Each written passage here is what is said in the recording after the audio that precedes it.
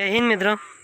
આજે અત્યારે આપણે એ જગ્યા પર છીએ કે જ્યાં ખોટી રીતના ગ્રાન્ટનો દુરુપયોગ થઈ રહ્યો હતો અને આપણે વિડીયો બનાવી અને પ્રસારિત કર્યો હતો અને જણાવ્યું હતું તંત્રને આંખ ખુલે, કાન ખુલે અને બુદ્ધિ આવે એ માટે કે આ ગ્રાન્ટનો દુરુપયોગ થઈ રહ્યો છે। અને અત્યારે તમે જુઓ તમારા બધાની તાકાત કે આ નાણાં નીકળી ગયા અહીંથી અને નાણાં કોઈ બીજી જગ્યાએ લઈ ગયા છે। આપણે ત્યાં બી ચેક કરશું કે યોગ્ય જગ્યાએ વર્ક ઓર્ડર પ્રમાણે આ લોકોએ કામ કર્યું છે કે નથી કર્યું। પરંતુ જુઓ તમે આ રસ્તો છે અને અહીંયા નાણાં નાખ્યા હતા। હવે અહીંયા કોઈ મતલબ નહોતો, ખાલી ખોટો ગ્રાન્ટનો દુરુપયોગ હતો। પરંતુ તમે જુઓ કે આ તમારી બધાની તાકાત, બોલો એટલે કહું છું વારંવાર બોલો અને બોલશો તો જ સારું કામ થશે, બરાબર।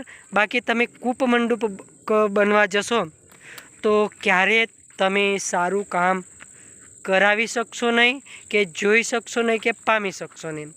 થેન્ક્સ ગોડ કે આજે આપણા દેશને થોડી ઘણી, આપણે ફૂલ નહીં તો ફૂલની પાંખડી પણ થોડી ઘણી જે બચત કે થોડી ઘણી ગ્રાન્ટનો દુરુપયોગ થતો એ આપણે સદુપયોગ કરાવી શક્યા। હજુ તો ચેક કરશું કે એ ગ્રાન્ટનો સદુપયોગ થયો છે કે નહીં થયો, બરાબર। બાકી ત્યાં પણ આપણે લડત આપીશું।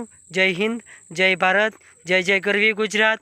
થેન્ક્સ, સૌનો આભાર કે તમે બધાએ સારો એવો રિસ્પોન્સ આપ્યો જેથી કરી હું આ એક કામમાં સફળતા પ્રાપ્ત કરી શક્યો। વિશેષ કાંઈ નહીં, આવી રીતના મને સપોર્ટ કરજો, બરાબર, જેથી કરીને ફરીવાર પણ આપણે સારા કામો કરાવી શકીએ। જય હિન્દ, જય ભારત। હાજી મિત્રો, હવે તમે જોઈ શકો છો કે આપણે એવી જગ્યા ઉપર ઊભા છીએ કે જ્યાં આ નાણાંની કોઈ આવશ્યકતા નથી, કોઈ જરૂર નહીં।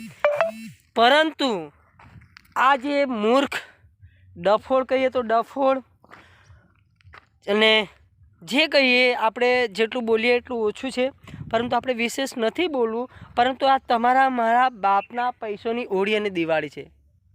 આવા સરપંચોને ખરેખર એવી એક્શન લેવી જોઈએ કે બીજો સરપંચ પણ આવું કામ કરતાં 2 વાર વિચારે। હવે તમે મને કહેજો તો મિત્રો ત્યાં છે રસ્તો,